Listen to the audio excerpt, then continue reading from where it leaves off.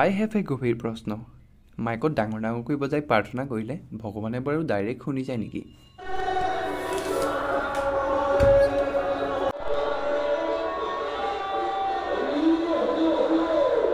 এয়া আছিল কালি ৰাতিৰ দৃশ্য। ৰাতিপুৱা শুই উঠিহে দেখিছোঁ মই শোৱা ৰুমটোৰ ওপৰতে এটা দুটা নহয় 6টা মাইক বাজি আছিল কালি ৰাতি। বিশ্বাস নকৰিব, ইউটিউবত বৰষুণৰ শব্দ লগাই শুইছোঁ ইয়েৰফোনত। দিনটোৰ আৰম্ভণিতে চাহ একাপ আৰু 2টা কমলা খাই মই ওলাইছোঁ ত্ৰিপুৰাৰ গণ্ডাচিৰা নামৰ এটা ঠাইলৈ। সকলো মানুহে নিজা নিজা কিছুমান চখ থাকে। মোৰো এটা চখ আছে, সেইটো হৈছে নতুন মানুহ লগ পোৱাটো। সেইকাৰণে মোৰ এই জবটো কৰি কিবা এটা ভাল লাগে। সময়ত কাম খতম কৰি মই উভতিছোঁ আগৰতলালৈ বুলি। কিন্তু তাৰ আগতে পেট পূজা। হোটেল পায়েই অলপ ৰেষ্ট লৈ ওলালোঁ এটা পাৰ্চেল কালেক্ট কৰিবলৈ, লগতে চিকেন চপৰ সৈতে সন্ধিয়া চাহ কাপ। ৰাতি ভাতৰ লগত আছিল আজি এখন ভেজ থালি। বাৰু আজিৰ ভিডিঅ'টো ইমানতে সামৰিছোঁ। Okay bye.